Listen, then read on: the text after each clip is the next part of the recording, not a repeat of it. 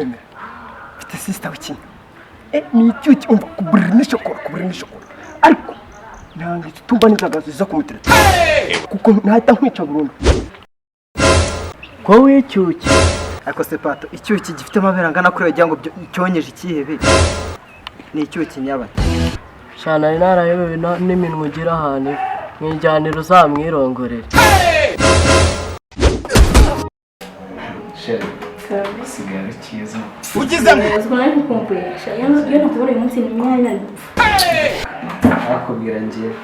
ntabwo uzi ibintu ndimo kugutegura n'ibiki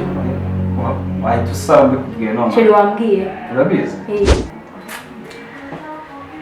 ndimo ndagupangira ndimo ndubaka inzu mwere wow umva Sheri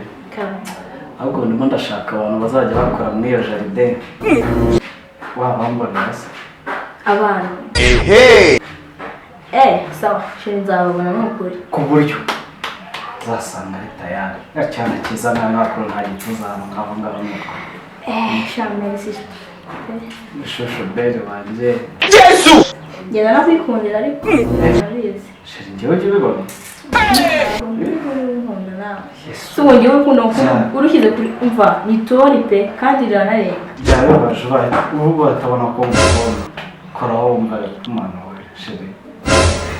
umwana ndakwemera cyane nanjye yego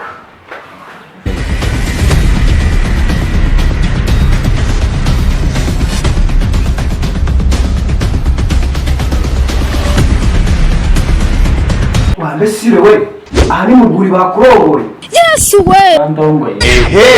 Sheri nibwo tumutunze wagira ngo yabyayeho ubwo n'abasazi wajya ko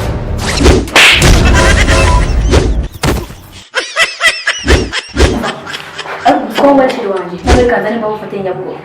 nasone wambesire wari mu kiraro bororera amatungo imbwa n'imboga n'amatungo magufi yose